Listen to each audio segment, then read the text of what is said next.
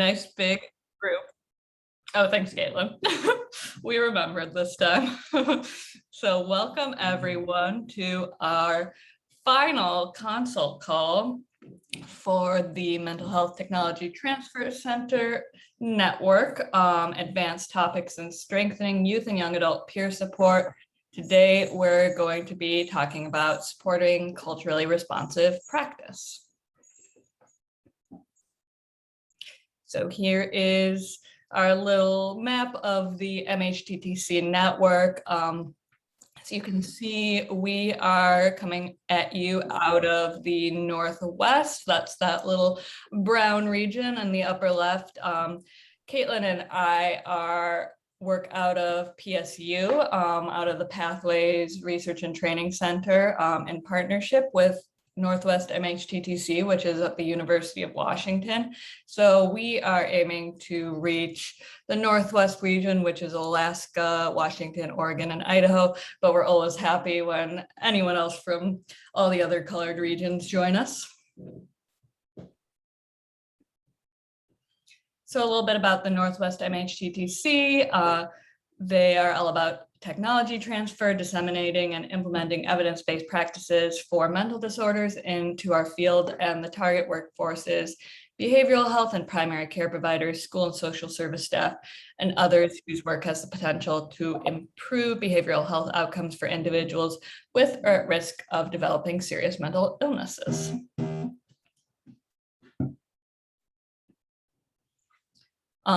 This is just a little bit more about the Northwest MHTTC and our region and some of their goals. You can read more about this on their website if you want to. I won't go all the way into it. And here's a little bit about some of the things you could find on their website. I really encourage you all to check it out because there's a lot of great free resources there. They always have multiple trainings going on every day. Online courses, consult calls like this one, webinars, and you can look at their calendar and find all their upcoming events. There's also lots of cool like tip sheets and stuff you can use in your work, and all the archived webinars like this one will be put up there. So go ahead and check it out. I would recommend it.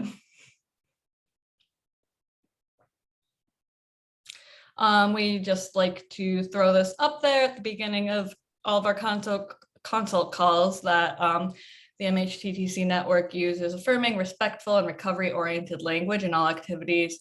So we will strive to be strengths-based and hopeful, inclusive and accepting of diverse cultures, genders, perspectives, and experiences, healing-centered, trauma-responsive, inviting two individuals participating in their own journeys, person first, free of labels, non-judgmental and avoiding assumptions, respectful, clear, and understandable, and consistent with the actions, policies, and products of the MHTTC.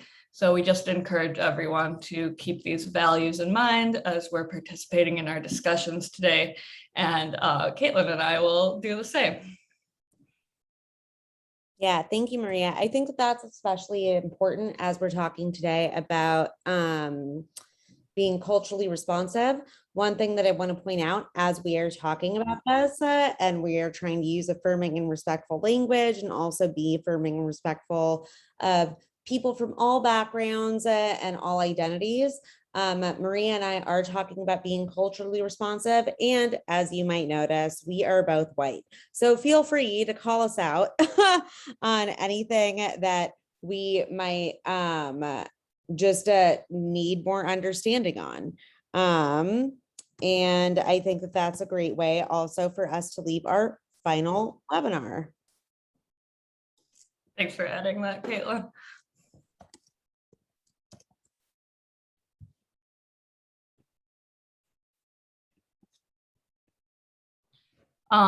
We will just introduce ourselves too, just in case we have anyone new who hasn't joined any of our previous consult calls. My name is Maria Hermsen-Kritz, and like I said, we work out of the Pathways Research and Training Center at Portland State University. We also work for the System of Care Institute at PSU as wraparound trainers and consultants. So you might see us on some webinars or trainings over there.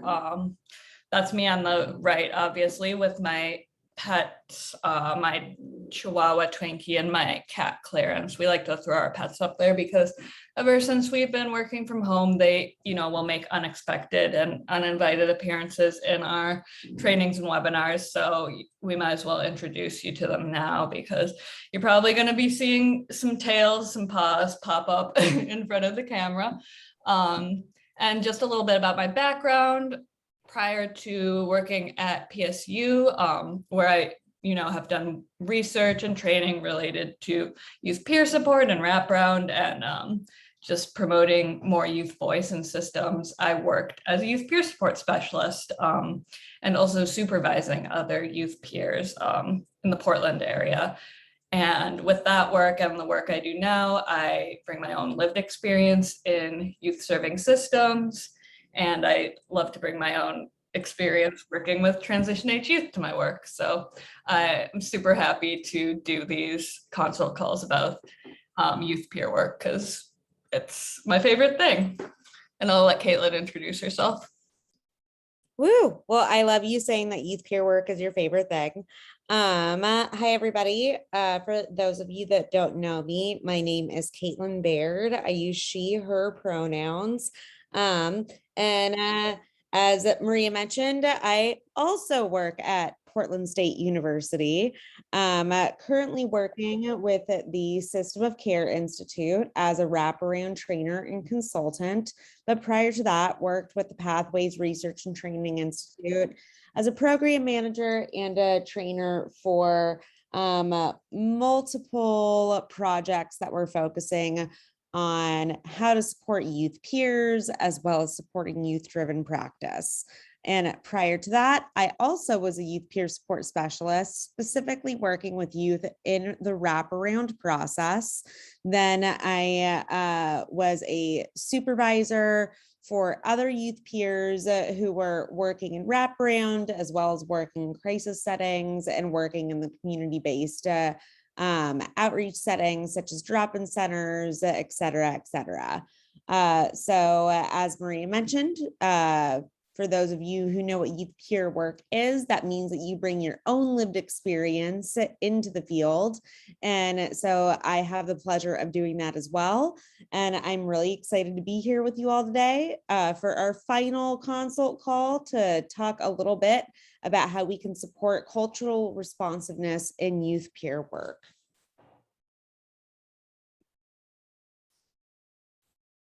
Okay, with that, we're going to go ahead and launch a poll. You'll have about 1 minute in order to complete it. We're going to ask what your role is. And if you don't see your role as an option, please include it in the chat.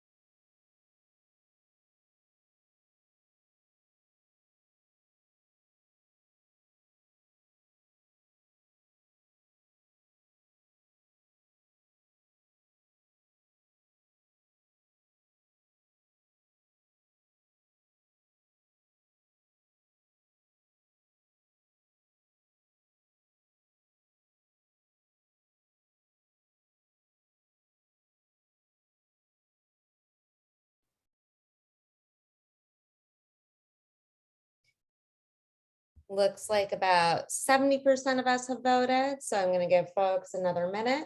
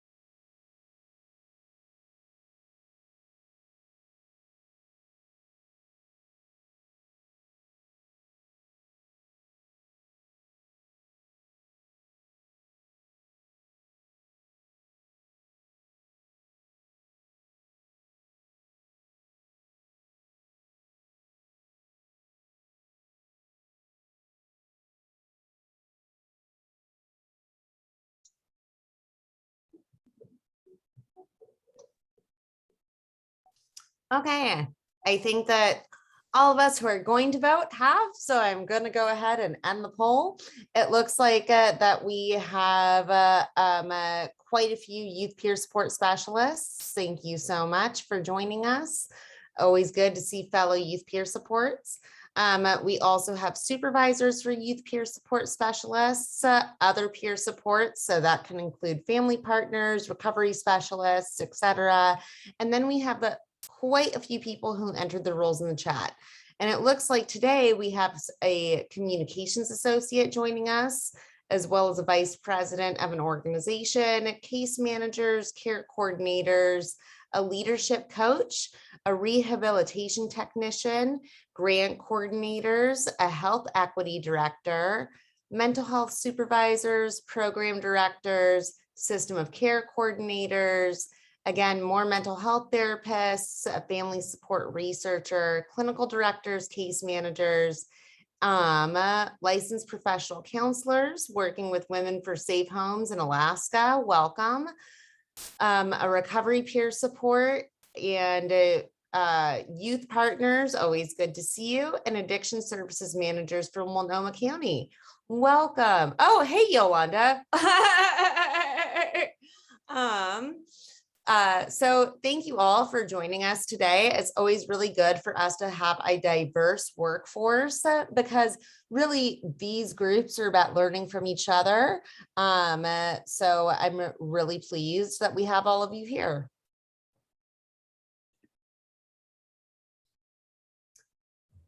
So again, before we jump in, Maria and I just want to remind you, this is going to be our final consult call of 2021. It has been such a pleasure for all of us learning from all of you. I know that we have both talked offline about this being one of our favorite projects. And so we're a little sad that it's wrapping up, but we hope that we can all keep in touch. If you want to reach us, not only do you all have our contact information when we will send out the follow-up email, but you can also contact us at our research institute at orrap@pdx.edu. So I'm going to go ahead and drop you all in some breakout rooms because, as I just mentioned, it's great for us to all learn from each other about what does it mean to be culturally responsive. And I found this graphic as I was doing some research not too long ago on the competencies for culturally responsive teaching. Now, I know that, I personally am not an educator of young people, but in educating you all a little bit, I just wanted us to reflect on this wheel. And so what we have here is some of the competencies that we might want to think about is reflecting on one's own cultural lens, recognizing and readdressing bias in the systems that we work in, drawing on our clients' culture to shape curriculum and instruction, AKA our practice, bringing real world issues into our practice. So making sure that we're not ignoring that when we're working with our clients, modeling high expectations for all of our clients, promoting respect for differences, collaborating with families in the local community, and communicating in linguistically and culturally responsive ways. So those are some things to consider. I'm going to throw you in breakout rooms. You're going to have about 5 minutes to discuss what does it mean to be culturally responsive. You can talk about this in lenses of the workforce or lenses of what it means personally to you. We really encourage all answers. So go ahead, please discuss. You're going to have about 5 to 6 people in each room. And we expect everybody to come back and share a little bit. So if you would like to, please share or please choose somebody who will share your answers. All right. Rock out, everybody.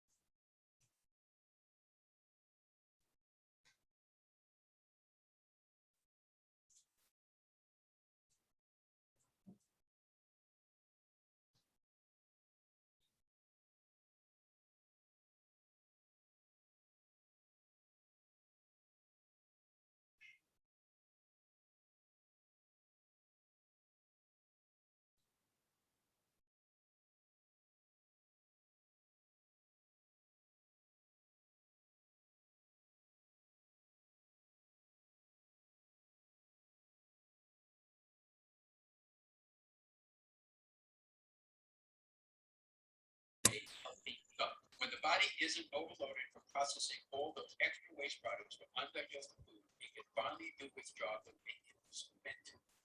That means only going on high alert when something really bad is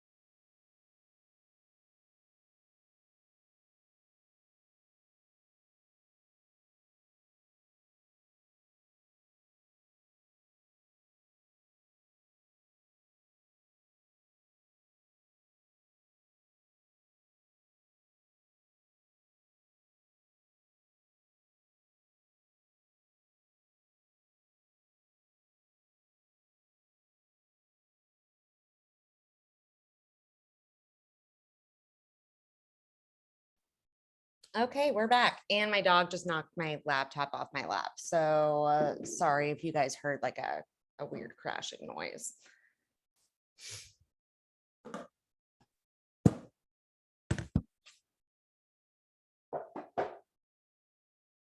Okay, it looks like that we're all back from our breakout rooms. As mentioned before, we sort of wanted folks to share. Does anybody want to share what their room discussed?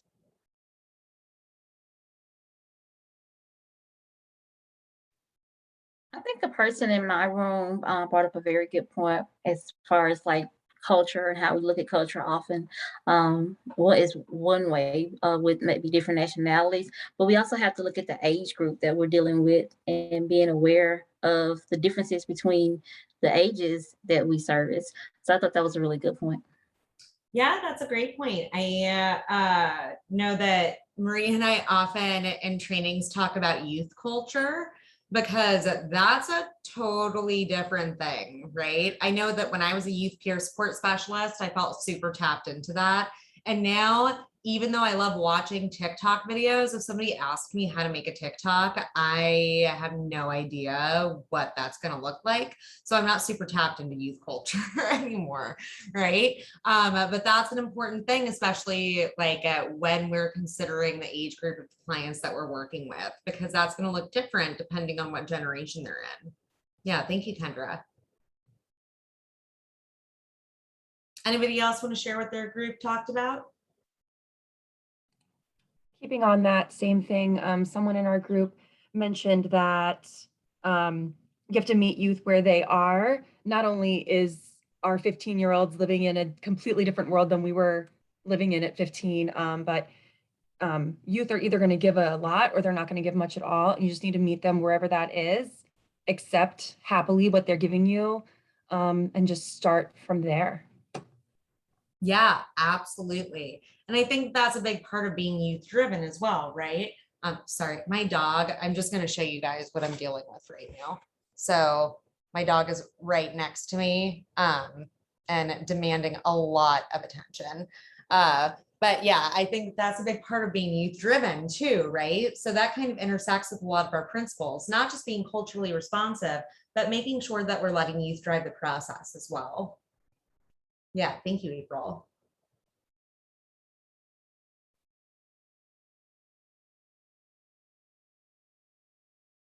Does anybody else want to share what their groups talked about? We spoke about in group 8 how being culturally responsive is being able to build empathy and be aware that we are like a part of such a culturally diverse community and country. Knowing how to respond to people and kind of put yourself in their position is really important. And it goes way past just like a name and maybe like a person's skin color. It can be their race, their ethnicity, their religion, their sexuality, and every single intersectionality that they have. And just knowing how to respond in an appropriate way. Yeah, thank you, Anna. 100%. I mean, when we're thinking about culture, we're thinking about multiple intersectional identities, right? And we're also thinking about how do those identities really complement each other, and how do those differences complement each other, and how can we bring that all to the table? That's really good insight. Would anybody else like to share? I can share a little bit from group 1. Some things we talked about in our group were already discussed, but I thought one important piece that we discussed a little bit was being aware of your own biases. And like everyone has biases, you're never going to be able to fully get rid of them, but keeping that like in check and like kind of holding yourself accountable when you're in different interactions and making sure that your biases play as small a role as possible. 100%. That's something that we're going to talk about a little bit later, is how do we recognize our own identities, and how might that actually add biases to what we're looking at, and how do we make sure that our biases are not dictating our attitudes, our thoughts, and how do we recognize them and try to combat them a little bit? Thank you, Elizabeth. I think we have time for one more share. Does anybody else want to share? I can share for group 3. We talked about how coming in with an open lens, as that not all clients, I think most people don't fall into the check boxes that sometimes we are asked to go through as to how people identify, but it comes more down to even historical trauma, or where people are located from, with their backgrounds, their history, rural, city communities, and really just being there to serve the human that is in front of you, and taking that all into context, to really learn from them as to what their experiences have been, to what they've brought, what they're bringing in the room with you. Absolutely. I really like that you use the term check boxes, Tiffany. I think oftentimes when we're talking about culture, it's coming from a very dominant lens and a very white supremacist lens. And it's just like, let's check the different boxes that we feel like we fit into. And really, culture encompasses much more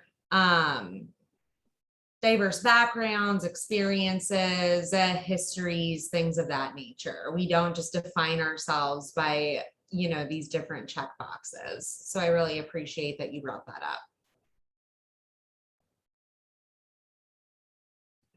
Awesome. Well, thank you so much, everybody.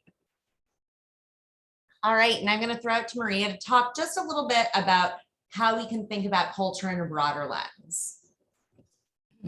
Thanks, Caitlin. Excuse me.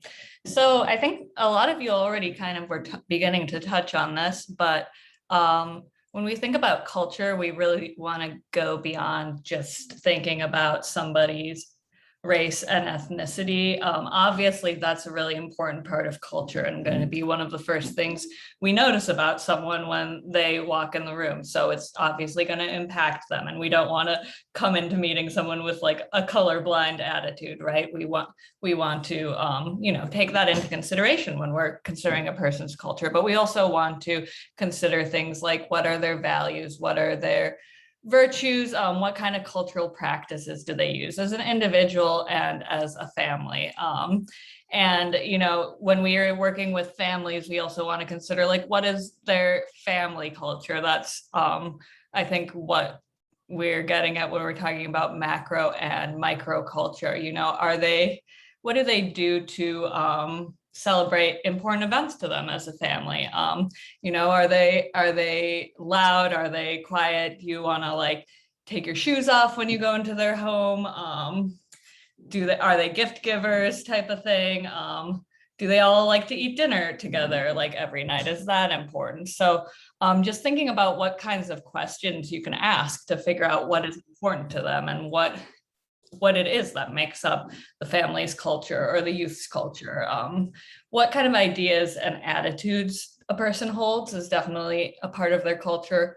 And like I said, what is their macro culture and their micro culture on an individual and family level versus the bigger cultures they belong to? Like some of you said, religion, race, ethnicity, spirituality, things like that.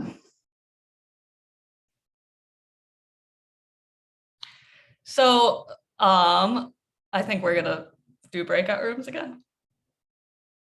Yes. Sorry. Yes. Big fan of breakout rooms, y'all. So when you're working with a family or just a young person, we just wanted to know, like, how are you going to learn about their macro and micro culture? What things are important to them? What kind of identities are important to them? What values they hold? Without coming straight out and asking, what's your culture, right? Because that's probably not a great way to start a conversation. So we are going to throw you back into breakout rooms to kind of discuss how you've approached these conversations. And especially those of you who work in a wraparound context, we know this is something that you have to learn about for wraparound. So we'd be interested to know, like, if you have any creative ways of having these conversations. Okay, you all will have about 5 minutes. And again, please choose a designee who can talk about some of the things that you share in your room, because we all want to learn from each other today. All right. Thanks all.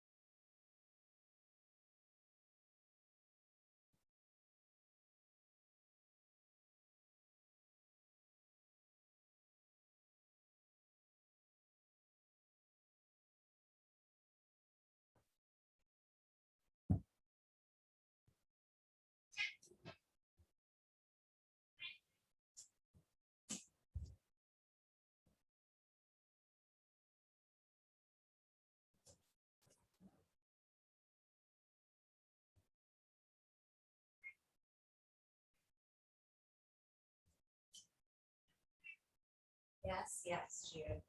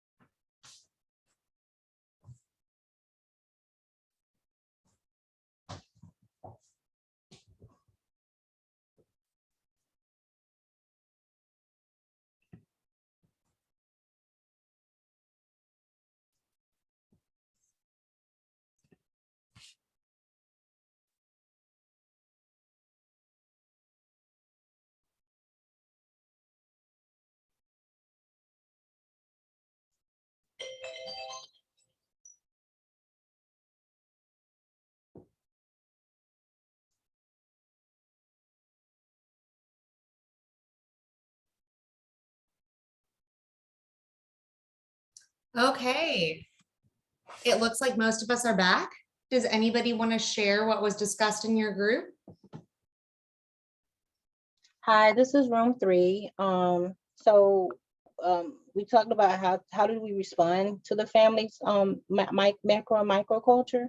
So we talked about just asking the questions, asking those hard questions, and getting a clear understanding of their background, and also meeting them where they're at, and also listen to respond based on the family's need, not on your needs. I think that that's a great answer. So really making sure that you're asking those questions and not making assumptions, right? Right. And you're really building a relationship in order to learn about their background, and responding to what their needs are. I think also just sort of making sure that you are adaptable. I know that there was a lot of families when I was doing wraparound where, I would work with some families who are kind of like touchy about me and other providers coming into their home, totally chill. I had other families who were like, yo, come in and like, we're going to eat dinner and stuff. And I'm like, also, I mean, even more chill. As you saw, there was a picture of food on the last slide. I'm a little food obsessed, but making sure that you're adapting to how, what their needs are, how they build relationships and things of that nature. Yeah. Great insight, Beverly. Thank you. Correct. Anybody else want to share what their group talked about?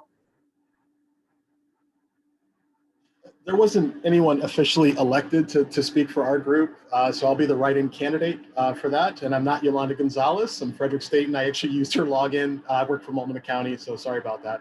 There was a really cool example. Can I still call you Yolanda? No, I'm joking. It'd be the best compliment I've been given all day, so sure, if you need to do that. But there was a really cool example that was in our group, and it really spoke to how cultural responsiveness is not meant to be a zero-sum game. So I think sometimes we can focus on one group or one person's culture while we forget about everyone else's.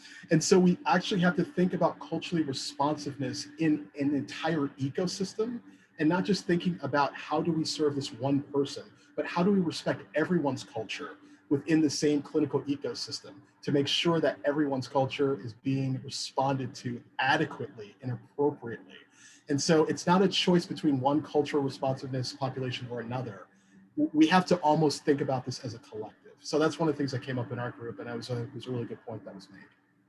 I think that's an excellent point. How are we,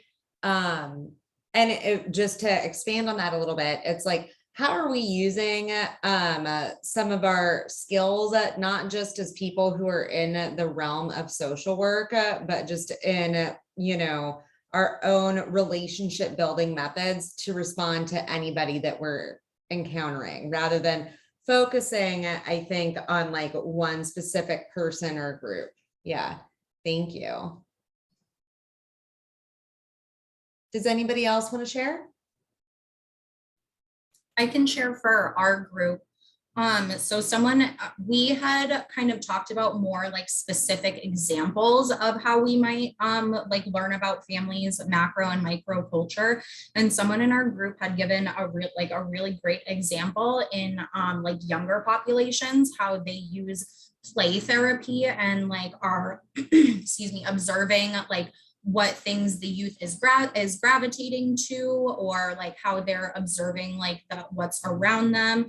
And some other examples were like upon first introductions, like introducing yourself. Like I would be like, hi, my name is Gibby. My pronouns are she, her. Would you mind telling me your name and pronouns, to like help like create that safe space while also learning about some of that culture. And then one of the other ones was asking about if they attend any religious services. And I personally, and this was one of my examples, and I had said that I personally like to use the word religious rather than church services, because not all religious services take place inside of a church. Yeah. Sorry for saying heck, no pun intended there. Like, but I completely agree. I think that sometimes what happens is we try and learn about people's culture from a dominant culture lens. So we might use the like words like church or things like that. And when we're really looking for words like religious, spiritual, connection, things of that nature. That's a great example.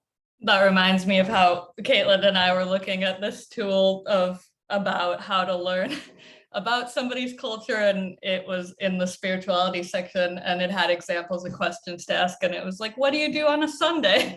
And we were like, wow, this is a great example of using the dominant cultural lens and including assumptions about, what kind of person you might be talking to, or that somebody's spiritual life would take place mainly on a Sunday. It's funny, Maria, because when you brought up a tool, I thought you were talking about a different one. So there were two tools that we were looking at. One was specific to wraparound, which says, what do you do on a Sunday?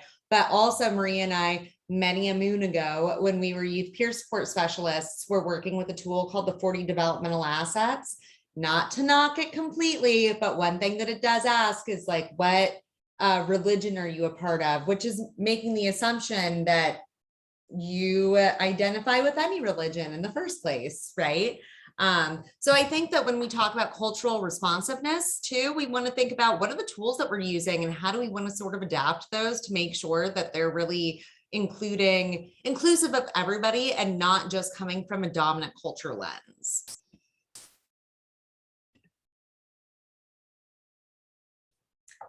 So one thing that I think has been brought up by this group, because y'all are brilliant, is when we are being culturally responsive, we really want to make sure that we're recognizing our own identities as well as identities in general. So as we know, we all have different identities and backgrounds that make up our culture. This both includes privileged identities and marginalized identities. And it's really important that we acknowledge and understand our own identities in order to appropriately serve our youth of different cultures, right? Especially when we're serving young people who have a background, a culture, attitudes, ideas, etc., that might be different than ours. This is because we don't want to approach youth with our own internal biases, right? So we want to think about, how do our identities impact our internal biases? How do we recognize that? And how do we make sure that we are either negating our biases or making sure that we are connecting with shared identities with youth? So again, I'm going to put you in breakout rooms, but in your rooms, I want you to name 3 identities that you have. These can be, from any sort of thing. It can be interests, it can be privilege, it can be a marginalized identity, it can be, this is a hobby that I have, whatever. And I want you to discuss how those identities impact your work with youth. Again, you'll have 5 minutes for this, and then we're going to have just a couple minutes to wrap up. So please choose a designee from your group to discuss, and we'll bring you back shortly.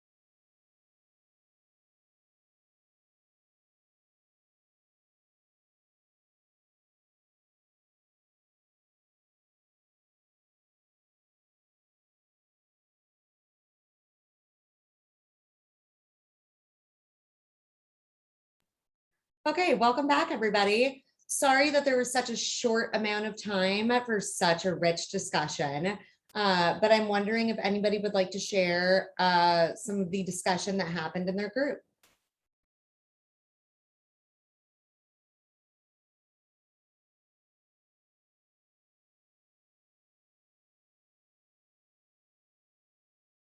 I can share. I was pretty vulnerable and I shared that I predominantly work with adults. So working with kiddos has been a big culture change for me. And just being transparent on the fact that I don't know all the lingo and I'm picking up like this shift in culture with all the pronouns. I kind of try to relate because I am a young mom, like in context to them, like I have a 4-year-old. So I try to, spin things about like how I might respond as a parent.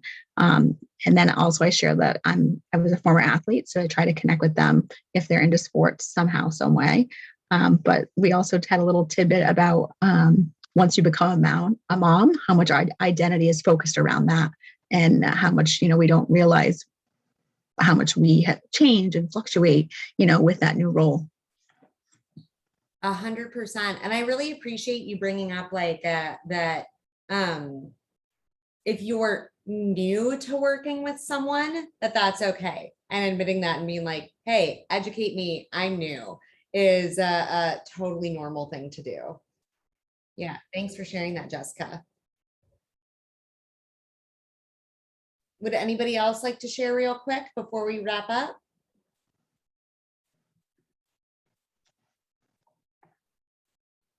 We had some technical issues with our group, but I shared that I use my my lived experience as a single mom raising a child with mental emotional challenges. So I had to learn how to prepare myself to be a better listener and be a better as an observer.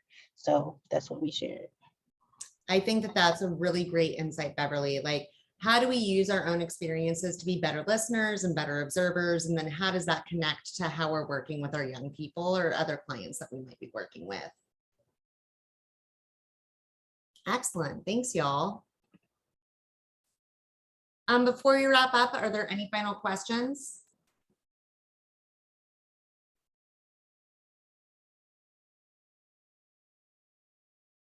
Okay.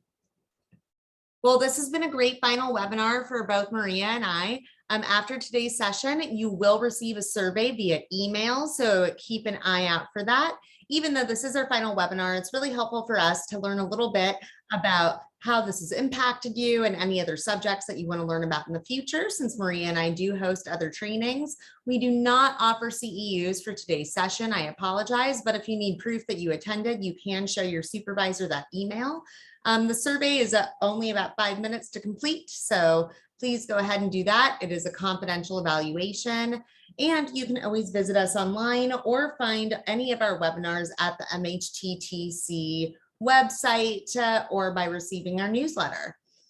So thank you all for coming, and I would say see you next time, but it's our final webinar for 2021. So we hope to see you at other learnings in the future.